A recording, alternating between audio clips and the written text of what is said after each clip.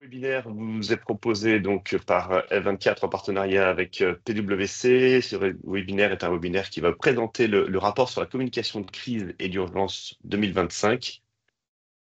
Et je suis en compagnie, donc je suis Arnaud Straka, je suis directeur général de la société F24 France, éditeur de solutions d'alerte et gestion de crise. Et je suis avec Julien, je t'en prie. Enchanté, bonjour à tous. Et donc moi, Julien Muller, directeur au sein de PwC, en charge des sujets de gestion de crise et de résilience. Parfait. Alors, je vous propose de démarrer sur quelques présentations assez rapides de nos deux entreprises pour ceux qui ne les connaissent pas. Donc, je représente le groupe F24. F24, c'est un groupe qui est numéro un en Europe, qui est fournisseur européen de solutions logicielles SaaS en matière de résilience. Le groupe compte 5500 clients à travers le monde. On a fêté nos 25 ans d'expérience là, ce mois d'avril. Et on a plus de 20 sites à travers l'Europe. Et on est vraiment un acteur dans la souveraineté européenne en termes d'alerte et de gestion de crise. Avant de présenter PwC, encore un dernier mot sur nos solutions. Donc F24 développe et commercialise la solution qui s'appelle FAC24, qui est une plateforme de notification d'urgence et de gestion de crise complète et globale, qui propose à la fois des solutions de mobilisation de crise, mobilisation d'urgence, notification, donc toute la partie communication alerte, et un outil de gestion de crise avec des tableaux de bord, avec un chat, une vidéoconférence, tous les éléments nécessaires pour, euh, pour gérer des incidents, gérer des crises de manière virtuelle et tracée. Julien. PwC de mon côté, donc PwC est un des leaders mondiaux de l'audit et du conseil, hein, présent sur l'ensemble des géographies, avec une offre de services très variée, parmi laquelle donc la gestion de crise et la résilience, parce qu'on a un réseau mondial d'experts en crise et résilience. On est plus de 1000 à travers le monde. Et on accompagne nos clients dans la préparation à ces situations, mais également la réaction aux crises et également en post-crise pour aider les entreprises à rebondir et à sortir plus fort des situations de crise. Merci Julien. Alors, le sujet du jour, c'est ce rapport BI du Business Continuity Institute. C'est un rapport qui est annuel, que l'on présente chaque année. Donc là, c'est la version 2025, le rapport Emergency and Crisis Communication Report, dont on a extrait un certain nombre de données qu'on va vous présenter ici. Il est fait en collaboration avec F24 et le BCI.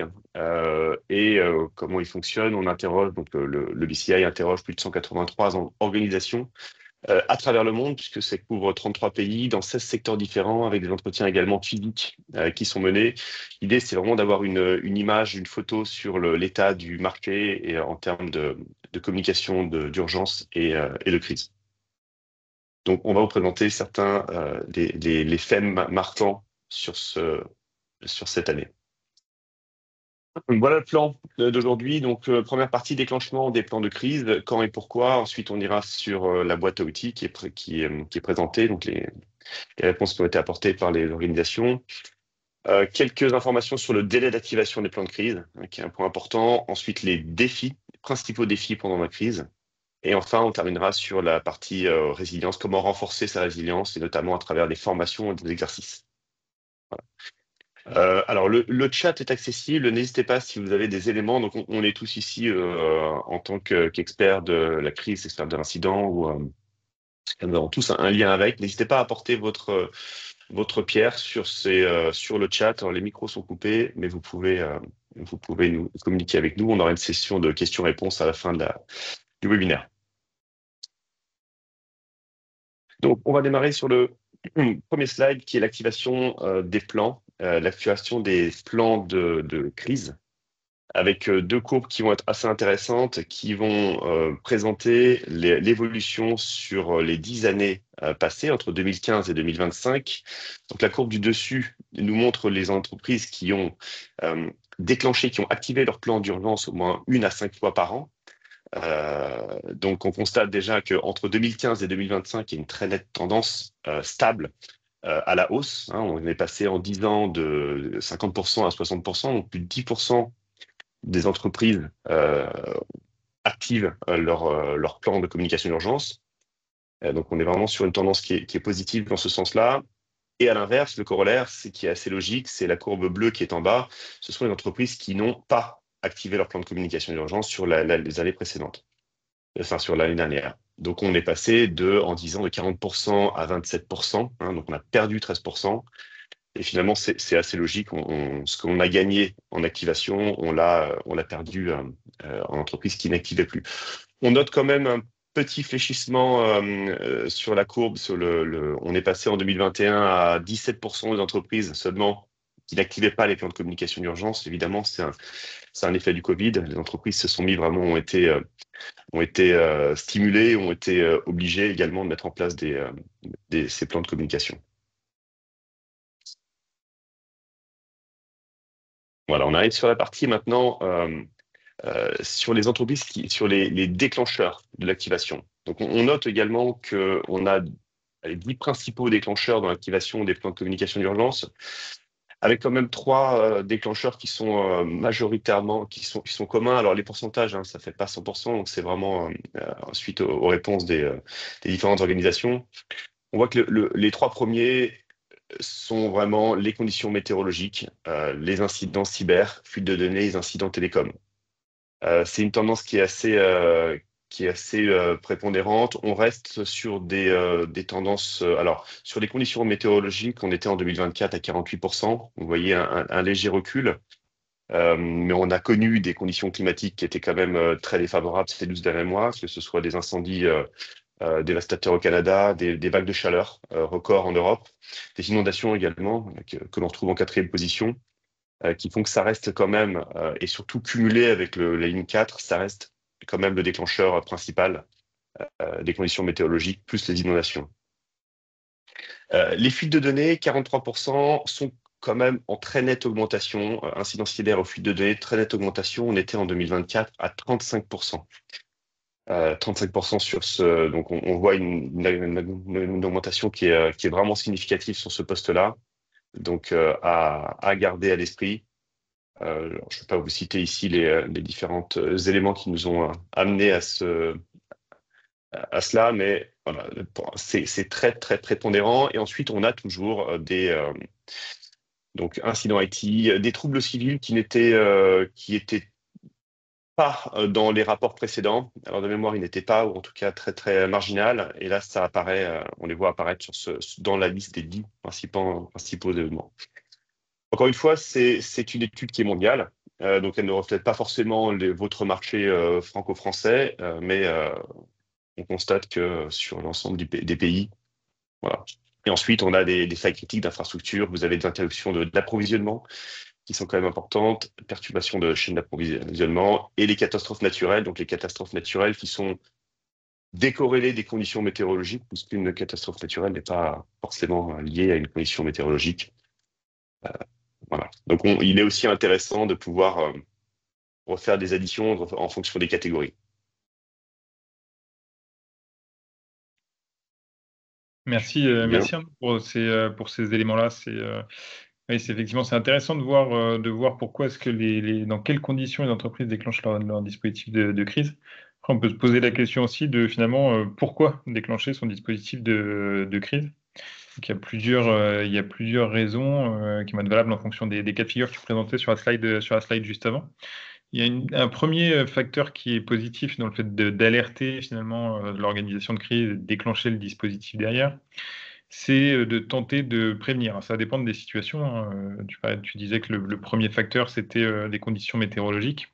Il y a des situations dans lesquelles, de toute façon, déclencher son dispositif de crise s'impose de lui-même, puisque la situation est déjà là, est catastrophique. Il y a d'autres situations dans lesquelles il est important de sensibiliser en interne sur la remontée finalement d'alerte, même lorsqu'on n'est pas encore dans une crise, mais pour justement essayer de pouvoir identifier la situation, la qualifier et potentiellement voilà, empêcher que la situation dégénère en situation de crise, et donc de pouvoir réagir efficacement en mobilisant son dispositif de crise et en remontant du coup des informations, des faits.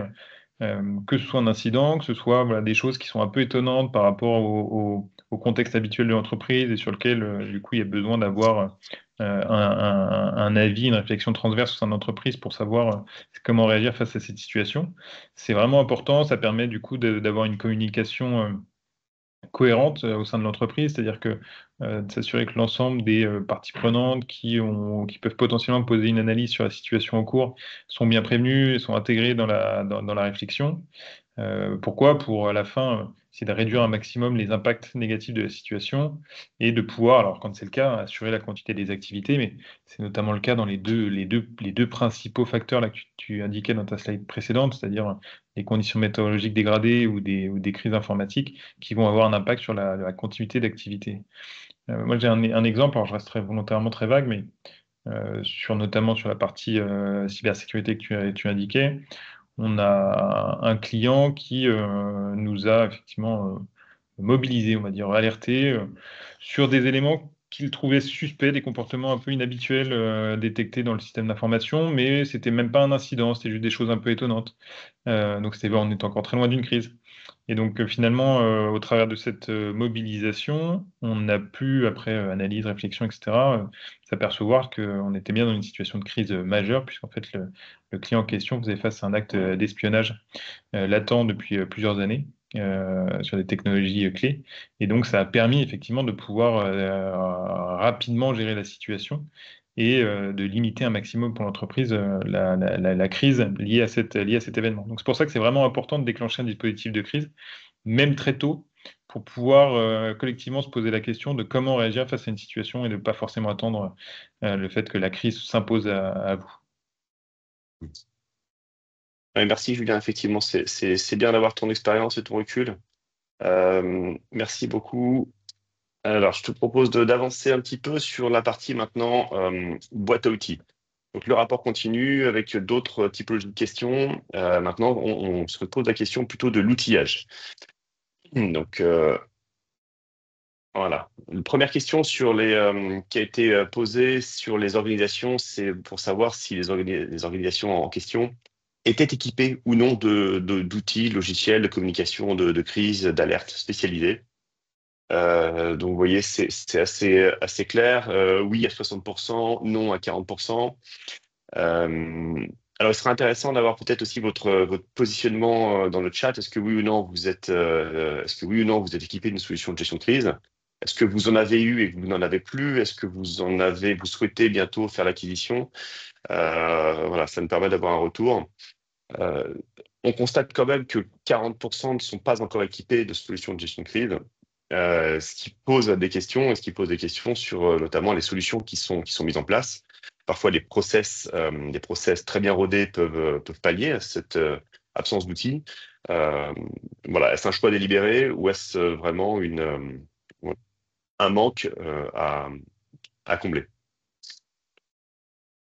Maintenant, sur les entreprises qui sont équipées, on constate que les solutions SaaS et les solutions hybrides restent le meilleur choix de logiciels de gestion de crise, suite à ce rapport du BCI. Donc, on a les trois catégories ici. 60%, 61% des personnes utilisent des logiciels de gestion de crise en mode SaaS, donc Software as a Service.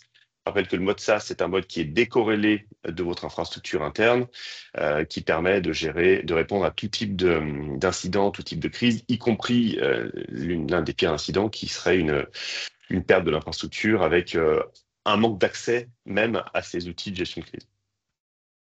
Ensuite, on a la deuxième partie qui représente les utilisateurs de solutions hybrides, à la fois SaaS et on-premise. On-premise, c'est la solution qui est installée sur votre infrastructure. Et on a 15% des interrogés qui utilisent uniquement des solutions on-premise. Alors, très souvent, c'est pour garantir un haut niveau de confidentialité des données.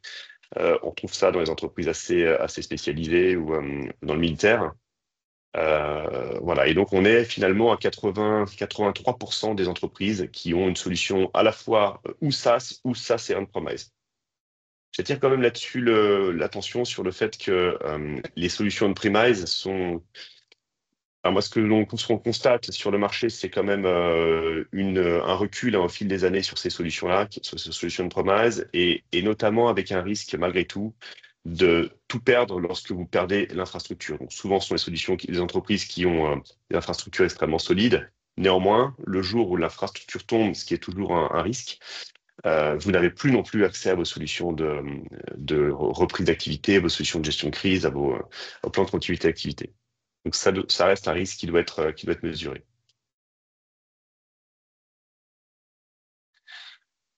Ensuite, on arrive maintenant aux outils qui nous permettent de déclencher les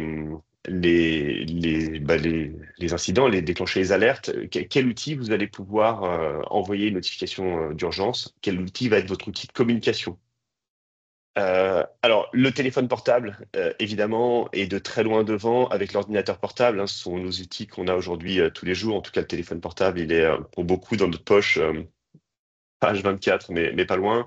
97% des utilisateurs interrogés utilisent le téléphone portable et 90% les ordinateurs portables. Donc c'est de très loin les plus utilisés. J'en profite pour. Alors, Solène va nous faire un petit sondage qui est intéressant aussi. C'est pour vous poser la question à vous, donc via Teams. Quels sont les dispositifs que vous utilisez pour alerter une situation d'urgence? Comment vous faites? C'est intéressant d'avoir aussi votre retour. On a le retour du BCI.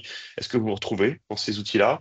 Est-ce que vous utilisez des radios, des talkie-walkie, des ordinateurs fixes, téléphones fixes ou d'autres types comme des supports sur écran, des systèmes d'adresse publiques, des tablettes, des pagers, ou est-ce que vous avez d'autres outils? C'est intéressant aussi d'avoir votre regard là-dessus. Ce que l'on voit en tout cas chez A24, c'est que les outils comme la radio, la talkie-walkie sont très utilisés sur des sites principalement industriels, mais vous ne pouvez pas avoir la traçabilité. Donc on a quand même un sujet de traçabilité derrière qui est assez dommageable. Et effectivement, il y a une logistique aussi, puisque les talkies doivent être tous les matins évidemment chargés. Ça peut paraître bête, mais c'est évident. Ce rapport aussi nous montre une très importante baisse sur du téléphone fixe. Après notre recul sur ces dernières années, sur ces 4 à 5 dernières années, le téléphone fixe est de moins en moins utilisé pour pouvoir, comme outil de notification d'urgence. Donc on s'en sert très peu. Sur cette partie-là, alors je ne sais pas si on a accès au sondage, Solène.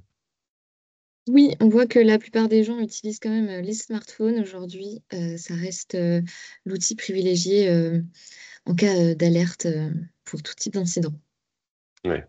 Et ça continue à croître puisque on est passé à 97% et c'était 92% l'année dernière. Très bien, merci. Alors, notez quand même que lorsqu'on parle de téléphone portable, on se parle aussi d'applications portables. Donc, il s'agit aussi de pouvoir avoir des applications pour permettre soit de déclencher, soit de recevoir aussi les alertes. J'en parlerai un peu plus tard. Et c'est ce que nous, on fait chez F24. C'est la possibilité de déclencher des alertes, soit des remontées d'incidents, comme l'indiquait Julien, sur des éléments qui peuvent nous paraître anodins, mais on peut en tout cas remonter l'information et puis à d'autres d'analyser puis de décider si oui ou non c'est un incident ou ça ne l'est pas. Voilà, les applications sont bien utiles pour déclencher, mais aussi pour recevoir les messages.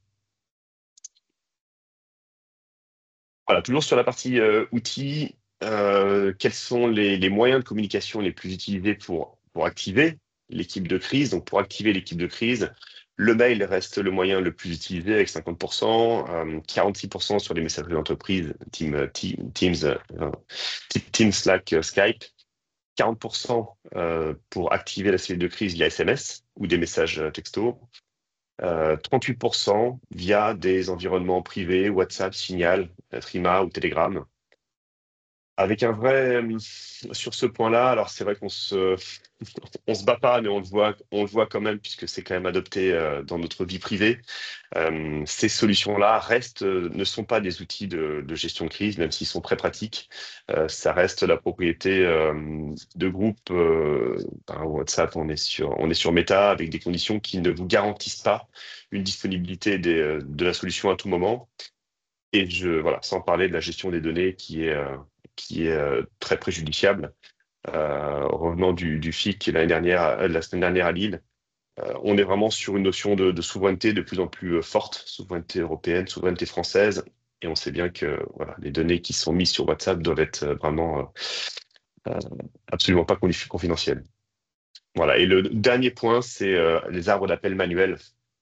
Donc, c'est vraiment le fait d'avoir une liste d'appels et de les appeler les uns à la suite des autres, ce qui est très chronophage. Et c'est pour ça qu'on a mis en place des solutions chez 24 pour le faire de manière automatique. Alors, je serais intéressé d'avoir ton regard là-dessus, Julien. Je crois que Oui, tu vas pouvoir nous présenter ta oui, vision des choses.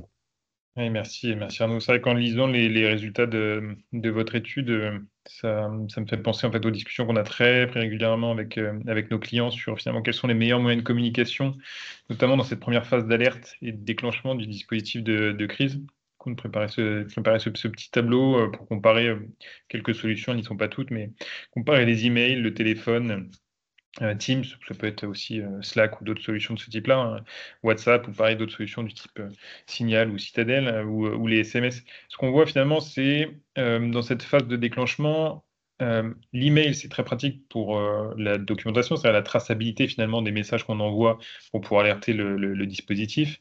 Le fait qu'on peut personnaliser les messages à la fois pour adresser à différents types de populations et puis ajouter du contenu et des médias aussi dans l'alerte qu'on va déclencher. Et ça permet l'email d'atteindre un très large public désormais, de manière très détaillée et structurée, comme je disais, sur, par exemple, groupe de destinataires qui ont besoin d'informations différentes. Donc c'est assez pratique pour ça. C'est vrai que le téléphone qui est encore beaucoup utilisé, téléphone, c'est pratique parce que c'est effectivement très rapide, c'est fiable. On n'a pas besoin effectivement d'Internet pour pouvoir appeler les personnes. Ça permet une interaction directe finalement avec l'interlocuteur donc on a besoin d'alerter. Et ça permet du coup dans les situations d'urgence, on a besoin d'une réponse immédiate, de l'avoir et en plus de pouvoir avoir un message aussi très clair vis-à-vis de son interlocuteur, ce que ne permet pas forcément les autres moyens de communication, en tout cas l'email ne le permet pas. Avec le téléphone, on a un retour direct de son interlocuteur et on peut éviter certaines incompréhensions. Teams voilà, qui est énormément utilisé par les organisations aujourd'hui, notamment dans les dispositifs de crise hein, ou d'autres, hein, comme ça, ce que je disais tout à l'heure. C'est idéal, pourquoi? Parce que ça permet également de faire de la collaboration en temps réel et de tout de suite, du coup, partager une alerte, une fiche alerte, de pouvoir même travailler dessus en réel. C'est intégré complètement avec les autres outils de Microsoft, donc en termes de productivité, c'est quand même assez pratique, notamment dans la planification des réunions, puisque ça c'est aussi intégré avec les réunions, appels visio, voix, etc. Donc tout ça effectivement fait que c'est assez pratique, c'est disponible sur plusieurs appareils, donc et en plus c'est un outil qu'on utilise au quotidien, donc c'est pour ça que c'est très utilisé par les entreprises. Après, on a aussi les groupes qui sont pas mal utilisés, donc que ce soit WhatsApp, Signal ou Citadel, hein, qui est très utilisé. Pourquoi? Parce que c'est très facile d'utilisation, ça ne sert qu'à ça, à discuter. Donc les interfaces sont assez lisibles et simples. C'est en général sécurisé avec du chiffrement du chiffrement de bout en bout selon les différents outils qu'on utilise. Mm. Et donc pour communiquer rapidement, ça c'est pratique. Et finalement, ce qu'on voit aussi côté SMS, c'est quoi? C'est un peu la même chose que sur WhatsApp, c'est-à-dire c'est très facile à utiliser. Ça permet de communiquer immédiatement aussi à un très large nombre de personnes, puisque maintenant tout le monde a accès effectivement à SMS. En plus, c'est indépendant de la connexion Internet. Donc, à partir du moment où vous avez un réseau téléphone, vous pouvez communiquer avec SMS. Donc, ça, c'est pratique. Après, toutes ces solutions-là ont également des inconvénients. Donc, il n'y a aucune solution qui est parfaite, hein. C'est vrai que l'email, si on regarde l'email, le problème c'est que bah, on l'envoie immédiatement, mais les personnes reçoivent énormément d'emails dans la journée, donc on n'est pas sûr du temps de réponse, on n'est pas sûr du fait qu'elles ont bien reçu l'information. Le téléphone, c'est pratique, mais lorsque vous avez besoin de joindre un grand nombre de personnes, c'est beaucoup moins pratique parce qu'effectivement, c'est rapide de joindre une personne. Quand vous devez alerter 15, 20 personnes, c'est beaucoup moins rapide qu'un email ou autre solution. Et puis, bah, c'est pas du tout tracé hein, ce que vous faites sur le téléphone, donc pour le suivi de la situation de crise, c'est pas idéal. Teams, c'est un peu comme l'email. Maintenant, tout le monde a Teams, tout le monde est dans plein de groupes de discussion. Donc, quand vous recevez une alerte Teams, ça fait partie de dizaines d'autres notifications que vous avez reçues dans la dernière demi-heure. Et donc, c'est pas non plus idéal pour l'alerte. WhatsApp, bon, tu le disais, Arnaud, je vais pas revenir dessus. Hein, il y a des sujets de confidentialité. On le voit aussi on l'a vu récemment encore avec Signal aux États-Unis. C'est Mm. simple, mais du coup, c'est aussi simple de partager des informations avec des personnes, y compris extérieures à votre organisation. Donc, ça peut être un risque. Et puis SMS, bah, SMS, voilà, c'est très limité en contenu. Et donc, c'est pas non plus complètement idéal. Donc, il n'y a aucune solution idéale, mais il y a pas mal de solutions qui présentent des avantages. Donc, tout dépend aussi de votre contexte, de vos géographies, des risques auxquels vous êtes soumis, pour pouvoir choisir la bonne solution. L'idéal étant de pouvoir faire un mix de ces différentes solutions. Et je crois justement, Arnaud, que chez F24, c'est des choses sur lesquelles vous avez travaillé. Oui, oui, absolument. Absolument, effectivement, il ne s'agit pas de choisir un terminal, il ne s'agit pas de choisir un canal et puis d'y rester fidèle. Au contraire, ce qui va faire la force au moment d'un incident, au moment d'une crise, c'est la redondance des canaux. Choisir une solution multicanal, c'est presque une obligation puisque vous ne savez pas le moment venu si vous allez devoir faire face à une crise cyber, auquel cas toutes vos mails seront tombés, peut-être que Teams sera tombé également, ou une crise ou un incident sûreté, de sécurité qui ne nécessite pas, enfin particulièrement, voilà, qui n'a pas besoin qui peut tout à fait être envoyé par email. L'idée, c'est de pouvoir utiliser tous les canaux qui vous sont offerts, à la fois pour être en mesure de déclencher l'alarme, mais aussi pour recevoir l'alarme. Donc les déclenchements chez F24, donc dans nos solutions Fnac 24, on a toute une série de déclenchements possibles, que ce soit des déclenchements par téléphone, une personne peut appeler un numéro et puis déclencher les alertes, d'interfaces techniques sur des sites un peu plus opérationnels, des sites Céveso, des sites à risque, des boîtiers interfacés avec des boutons. Donc assez simple, je déclenche une alerte discrète, un bouton discret quand il y a une personne qui est menaçante à l'accueil. Voilà, ça peut être des raccourcis aussi clavier sur l'ordinateur, ou évidemment des applications par ordinateur, enfin des applications web, ce qui est le moyen le plus commun de déclencher en général, avec l'application portable. L'application portable permet également de très facilement de prendre le téléphone, vous déclenchez, vous choisissez le scénario, vous passez le bon message aux bonnes personnes, au bon groupe. Vous pouvez me répondre à un questionnaire pour être sûr d'envoyer le bon message. Donc les déclenchements, ils peuvent être multiples, les moyens de déclencher, de prévenir les personnes sont multiples. Et en sortie, les moyens aussi de recevoir cette information sont multiples. Comme le disait Julien, peut-être que ce jour-là, vous n'aurez pas accès à vos mails, peut-être que vous ne souhaitez pas utiliser WhatsApp parce que vous ne savez pas vraiment qui y a dans le groupe. Nous, on peut envoyer des alertes à la fois par appel, c'est-à-dire je vais envoyer un message à plusieurs personnes en même temps. On est 40 dans une quarantaine. Je veux envoyer l'alerte à tout le monde. Chacun va recevoir en même temps une alerte prédéfinie sur son téléphone. Il va décrocher et va recevoir le message. Mais il peut aussi, s'il n'est pas disponible, il peut aussi recevoir un SMS et avoir exactement la même information par SMS et être capable d'envoyer une réponse.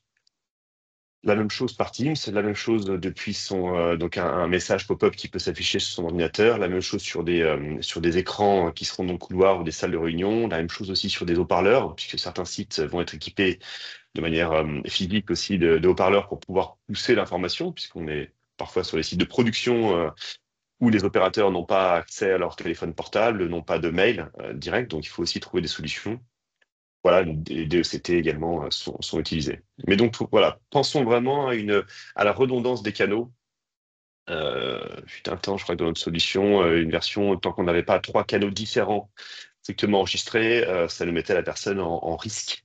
Elle était à risque de ne potentiellement pas recevoir l'alerte, puisqu'elle n'avait enregistré qu'un email, par exemple. Voilà. Donc, il n'y a pas de solution parfaite, comme dit Julien. Il y a toute une série de canaux à exploiter en fonction des conditions.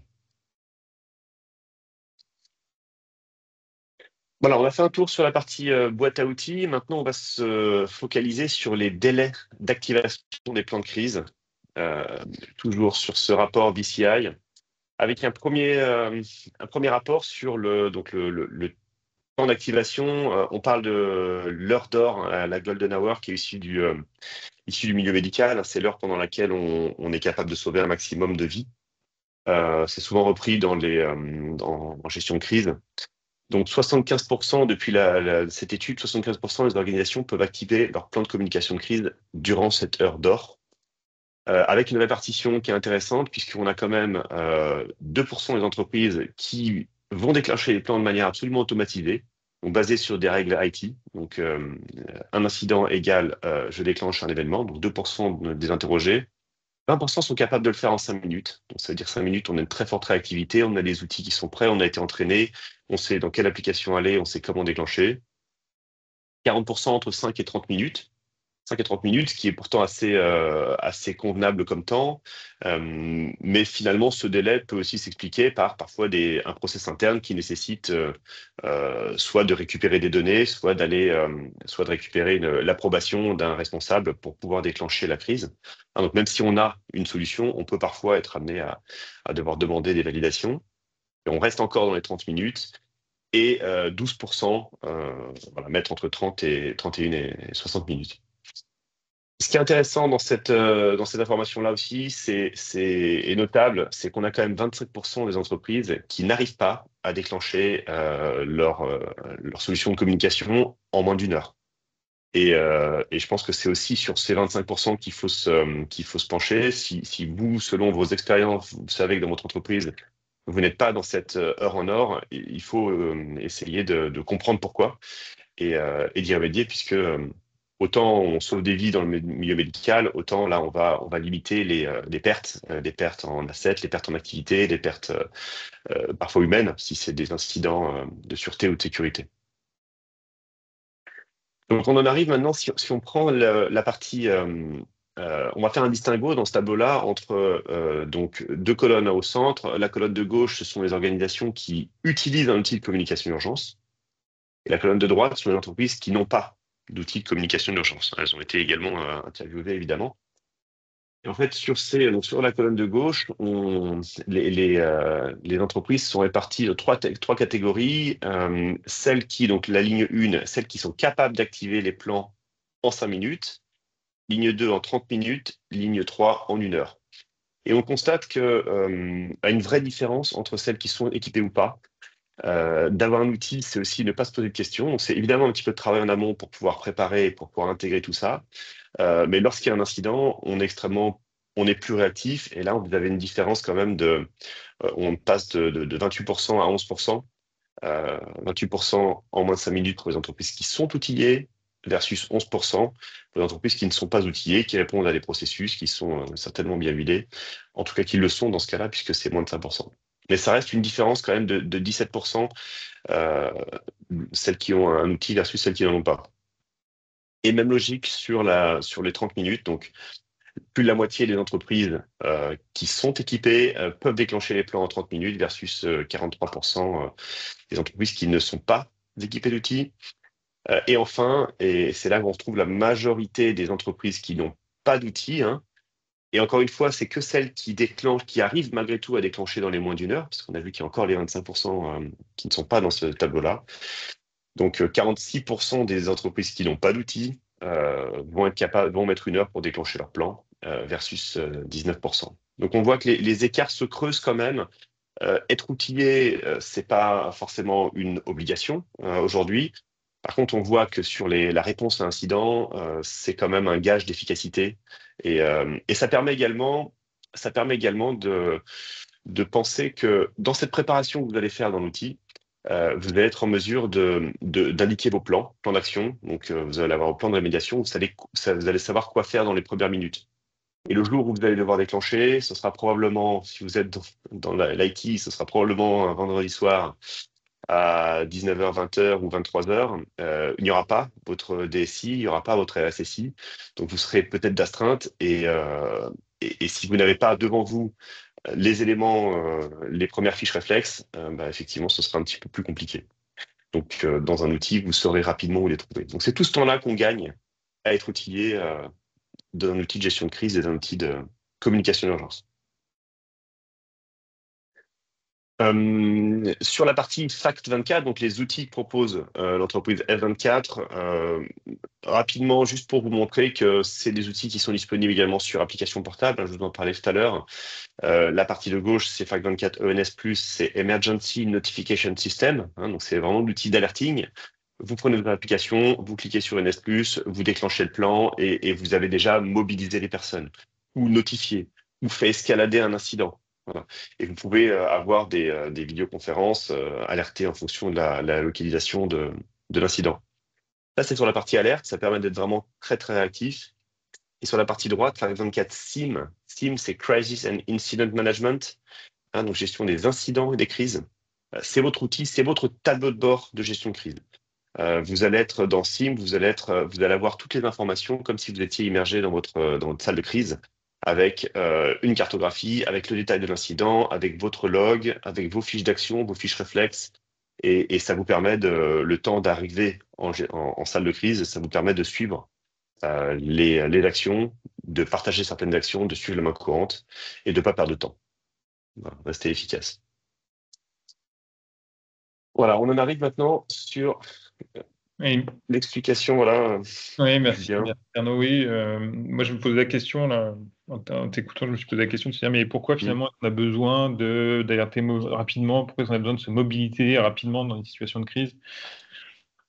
Pour la plupart des organisations, c'est vrai qu'une situation de crise, c'est pas une situation habituelle, c'est pas un mode de fonctionnement normal, et donc ça nécessite de bousculer rapidement les habitudes des personnes qu'on doit mobiliser dans la situation pour pouvoir gérer la situation de crise. Ce qui veut dire que on va devoir très rapidement déjà mobiliser les personnes. Tu viens d'en parler avec tous les outils, notamment d'alerte, de notification, donc mobiliser les personnes pour les prévenir de la situation. Puis il va falloir structurer justement l'organisation de crise. Alors c'est toujours mieux de le faire en avance et d'avoir un dispositif établi, entraîné, formé, etc. Mais il va falloir en tout cas, même le jour J, quand même structurer cette organisation de crise pour ensuite pouvoir gérer la situation de crise. Et donc, il est important d'alerter rapidement et du coup, derrière, de pouvoir enclencher cette mobilisation assez rapidement pour pouvoir avoir le temps de mettre en place tous ces éléments-là avant que la situation ne vous dépasse complètement. Il va falloir effectivement mobiliser l'équipe, mettre en place la gouvernance, l'organisation, mobiliser les bons experts en interne, lancer les différents chantiers sur la communication interne, externe, soit sur du juridique, les sujets de notification d'autorité, essayer de contentieux éventuels avec clients prestataires qui peuvent être à la source de la situation de crise, ouais, et encore plus la réponse opérationnelle métier à la situation de crise. Tout ça va falloir le structurer pour pouvoir avoir une réponse efficace, pour pouvoir permettre finalement à l'organisation, sur la base d'informations partielles, de prendre des décisions qui vont lui permettre de gérer cette situation et d'en sortir plus fort. Et donc, ça nécessite du temps, en fait, toute cette logistique. Donc, c'est pour ça que c'est très important de pouvoir réagir rapidement pour pas se faire dépasser et pour s'assurer que l'organisation est mobilisée au bon niveau, avec les bons outils pour pouvoir prendre les bonnes décisions dans la situation. Oui, absolument. Donc, tout ça, ça se prépare Mmh. pour devenir plus efficace le jour J, effectivement. Et le jour J, on sait très bien qu'on va devoir faire face à des nouveaux défis. Et là, on va mettre l'accent vraiment sur les différents points, quels sont les grains de sable, qu'est-ce qui fait que finalement, lors d'une activation, on va avoir un taux d'échec qui peut être important selon les cas. Et en fait, ce que met en lumière le rapport, c'est le facteur humain est vraiment la principale cause d'échec, 61%. Qu'est-ce qu'on entend par là? C'est en fait le manque de réponse du personnel. Et ce qui est intéressant, donc, lorsque vous envoyez un message, 61% disent que les collaborateurs ne répondent pas. Pourquoi les collaborateurs ne répondent pas? Pourquoi les collaborateurs ne répondent pas? On s'est posé la question. Et finalement, c'est assez bon signe. Pourquoi on dit ça? C'est qu'en fait, les collaborateurs ont été formés au phishing. Ils savent que il faut pas répondre à des messages d'une solution qu'ils ne connaissent pas. Donc, on a noté quand même une très forte hésitation des collaborateurs à répondre, une crainte de se faire hameçonner. Et du coup, bon, on sait bien aujourd'hui que quand on clique sur un mail et que c'était un test, on peut éclariser les collègues parce qu'on a cliqué alors qu'il ne fallait pas. Donc, c'est à la fois positif parce que nos services IT font bien leur travail, mais à la fois, ça montre aussi très clairement un manque d'exercice. C'est assez simple d'éduquer, entre guillemets, les collaborateurs et de s'entraîner. Et là, on est vraiment sur un sujet qui peut être amélioré, qui peut facilement être amélioré avec de l'exercice, avec des entraînements. On a des clients qui font des entraînements hebdomadaires, alors principalement sur les équipes de crise, mais un entraînement hebdomadaire ou mensuel pour s'assurer que la solution de crise soit prête et soit rodée, et pour que le jour où vous allez déclencher, il n'y ait absolument aucun problème. Et évidemment, ce sont des clients qui n'ont absolument aucun problème de réponse du personnel, de manque de réponse du personnel. Deuxième point, c'est le manque de coordonnées à jour du personnel. C'est aussi un sujet qui est assez facile à traiter. On rend compte que lorsque les bases de données ne sont pas à jour, bien entendu, vous n'allez pas avoir un taux de réponse excellent. Nous, on travaille beaucoup avec des API, avec nos clients. Donc, on met en place une API, une interface entre la base RH et nos solutions, de telle sorte à ce que, vous n'ayez plus à vous en préoccuper. Une fois que la solution est enclenchée, les données sont chargées. Vous savez très bien que Julien Muller a tel téléphone, a tel email, il a même telle position dans l'entreprise, il peut éventuellement telle qualification, et on peut assez facilement aller le mobiliser. Donc c'est effectivement une cause d'échec qui peut être facilement réparée, facilement comblée. Troisième point, des appareils qui étaient éteints au hors service. Alors, bon, effectivement, on arrive sur un point un petit peu plus crucial. Néanmoins, des appareils qui sont, alors pas éteints, mais lorsque vous téléchargez une application, l'application 24 en l'occurrence, on a la possibilité de forcer la sonnerie de votre téléphone, même si vous êtes en mode avion.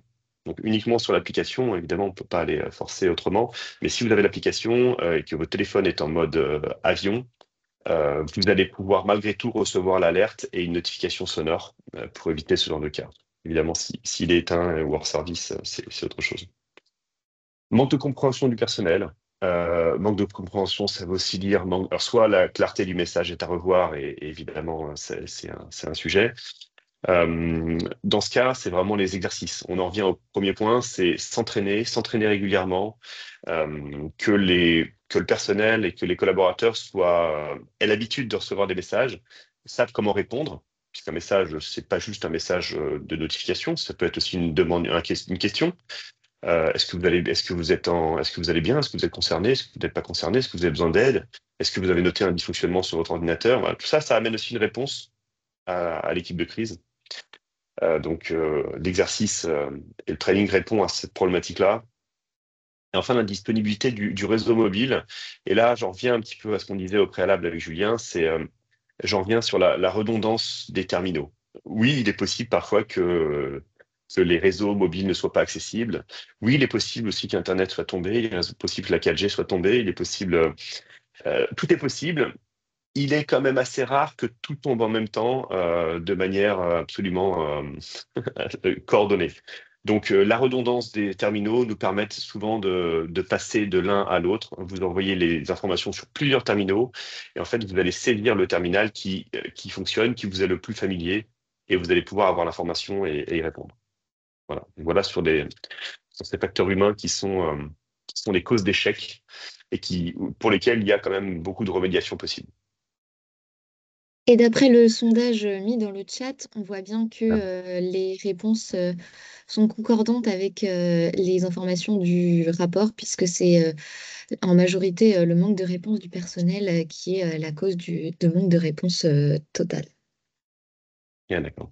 Bon, bah, c'est rassurant, je veux dire. Bien, maintenant on parlait des défis. Les trois principaux défis de notification d'urgence et de gestion de crise auxquels font face les organisations. Le premier, dans un contexte d'incident, c'est de collecter, de valider, de partager les informations qui sont correctes. Alors, pour l'explication du rapport, donc vous avez les interrogés devaient dire quel était leur premier challenge, leur deuxième challenge, leur troisième challenge. On retrouve les réponses ici, et on se rend compte quand même dans cette première ligne que plus de 30%, presque un tiers des réponses ont considéré comme premier challenge le fait d'avoir les bonnes informations, de collecter les bonnes informations, de les valider et de les partager en interne. Et c'est d'autant plus vrai qu'aujourd'hui, on sait que la diffusion de désinformation va extrêmement vite. Elle se diffuse très souvent beaucoup plus rapidement que la vraie information, puisqu'elle n'a pas besoin d'être vérifiée, elle est facilement diffusable à travers les réseaux sociaux, à travers d'autres plateformes numériques. Et finalement, ça complique les efforts de réponse à des catastrophes. Non seulement ça va induire le public en erreur, hein, mais ça va perturber aussi les opérations d'urgence. Ça peut éroder la confiance dans les organisations chargées de gérer la crise. Donc c'est important de c'est un point qui est important, être outillé, ça va vous permettre alors dans l'outil, on va intégrer la cellule communication également, l'équipe de communication de crise, qui aura son instance dédiée. et qui va permettre de pouvoir récupérer les informations, collecter les informations, vérifier la véracité des informations apportées et partager des éléments de langage, valider des éléments de langage que vous allez pouvoir diffuser ensuite vers le personnel. Donc, on est vraiment dans un travail conjoint entre les directeurs de crise, tous les membres de la cellule, la CMT, la cellule de crise, et l'équipe de communication pour vérifier ces informations et diffuser vers le personnel. Le deuxième point, c'est la communication avec le personnel. Pareil, oui, c'est compliqué de communiquer avec le personnel, surtout lorsqu'il y a un incident, puisque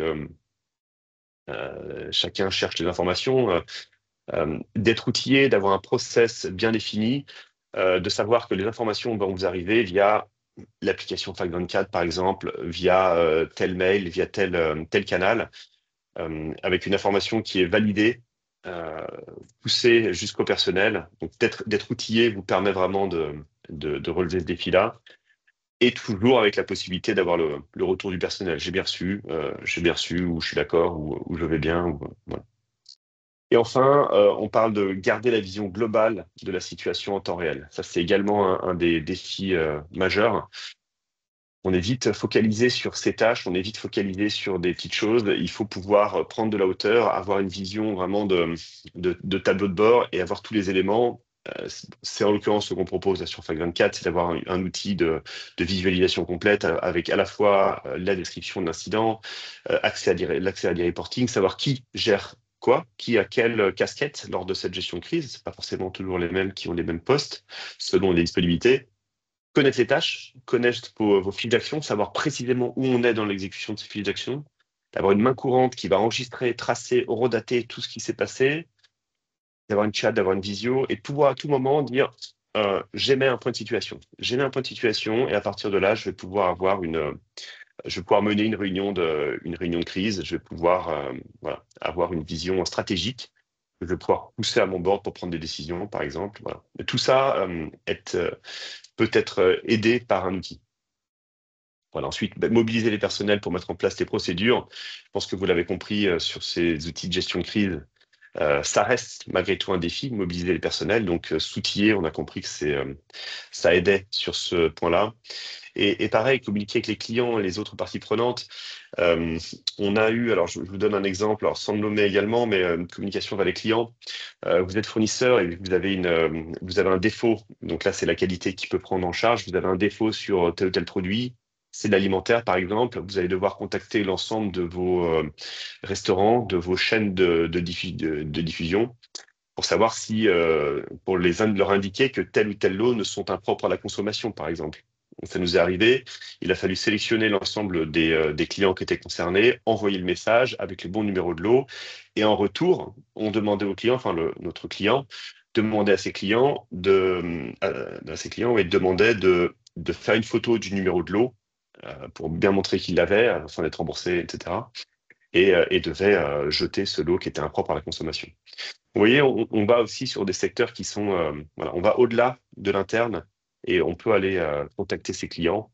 Et c'est la même chose quand il s'agit de clients dans le gaz ou sur les réseaux publics, etc. Alors ensuite, je serais intéressé, Julien, que tu puisses nous parler de ces problématiques selon ta vision. Ouais.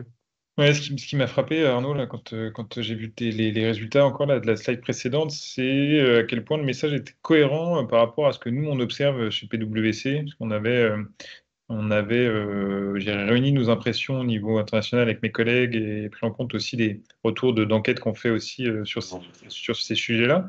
Et clairement, on observe exactement la même chose que les résultats de cette enquête BCI de 2025, puisque on en avait sorti, nous, 8 problématiques face à une situation de crise, pas uniquement de la communication. J'ai mis en gras ici les 4 points là, qui sont plus liés à la communication. Et on retrouve ces points-là dans la slide que tu présentais juste avant, et en plus dans le même ordre exactement d'importance, puisqu'on retrouve nous en premier sur l'aspect de communication, la difficulté à rassembler rapidement, efficacement les informations pertinentes pour avoir une bonne visibilité sur les impacts. On retrouve ensuite l'utilisation des outils et des technologies appropriées pour améliorer l'efficacité de la réponse, notamment sur cette phase d'alerte et de mobilisation.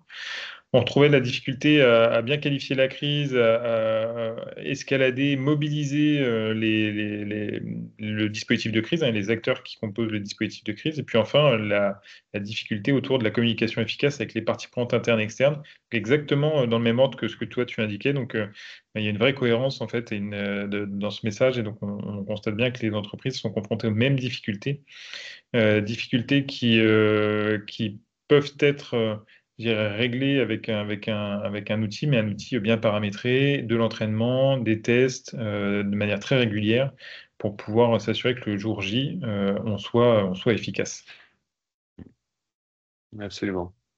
Ok, merci beaucoup, Julien. Alors, on arrive sur la dernière partie, sur la partie renforcement et résilience. Donc, il nous reste quelques slides à vous présenter avant d'ouvrir pour les questions que vous auriez éventuellement. Euh, deux slides qui sont, enfin, trois slides, pardon, qui sont vraiment intéressants. Le premier sur le nombre d'organisations qui réalisent des formations régulières. Il faut dire qu'il n'a jamais été aussi élevé. Et je pense que vous devez le constater. Et c'est pareil, c'était l'un des messages du FIC de la semaine dernière, décidément.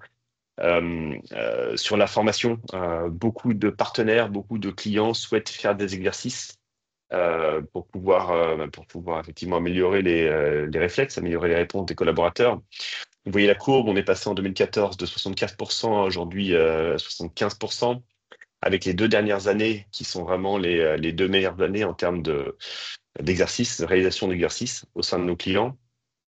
Donc, on est vraiment sur cette tendance-là, faire des exercices, et je pense que c'est extrêmement bon signe, puisque avec ces chiffres-là, je pense que le rapport BCI 2026 sera certainement encore meilleur, puisque on l'a bien vu que c'était vraiment une des réponses à ces problèmes, aux différents défis. C'était de s'entraîner, alors d'être outillé certes, mais aussi de s'entraîner avec ou sans outils. C'est intéressant de s'entraîner sans, c'est intéressant de s'entraîner avec aussi, puisqu'on voit bien la force et la puissance de l'outil en termes de traçabilité, en termes de réponse et voilà, de matériel mis à disposition. Voilà, 75% aujourd'hui en 2025. Euh, également ce slide-là, avant de te laisser la parole, Julien, on a aussi ces deux graphes. Le premier, donc le bleu, ce sont toutes les entreprises qui font un exercice annuel. Et en orange, ceux qui font qui font plus qu'un exercice annuel, donc au moins 2 à 10 par an. Et on voit bien que la courbe bleue, finalement, la courbe du dessus, qui est passée de 55% à 42%, donc on a perdu 13%, voilà, avec des pics, évidemment, liés au Covid, où là, tout le monde, l'exercice de crise est devenu vraiment quelque chose de central.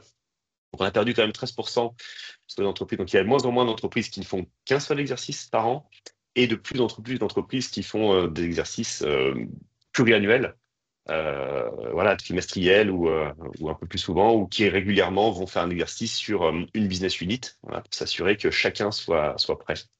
Et là, entre 2 et 10 par an, on est passé vraiment de 12% à 40%. Donc c'est une vraie tendance haussière très très forte sur les exercices. Un plan de communication, oui, il s'écrit sur papier, il se dématérialise dans un outil, mais il se teste.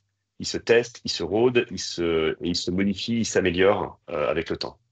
On est vraiment sur cette tendance-là.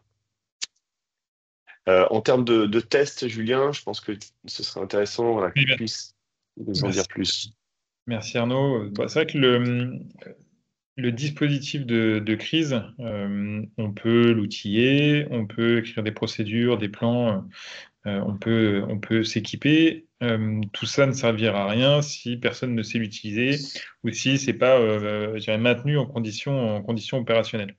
Donc il est clé en fait de définir un programme de tests et d'exercices pluriannuel qui permet de s'assurer à la fois que tout fonctionne bien et que les personnes sont en capacité d'utiliser tous ces outils et ces plans qui ont été préparés pour pouvoir gérer des situations de crise. Donc il y a différents types de tests à mener, hein. Tu viens d'en parler, il y a les tests de la procédure d'alerte, hein, s'assurer que lorsqu'on appuie sur le bouton, peu importe le moyen de communication derrière, les gens répondent dans les temps qu'on a imaginés et savent comment acquitter l'alerte.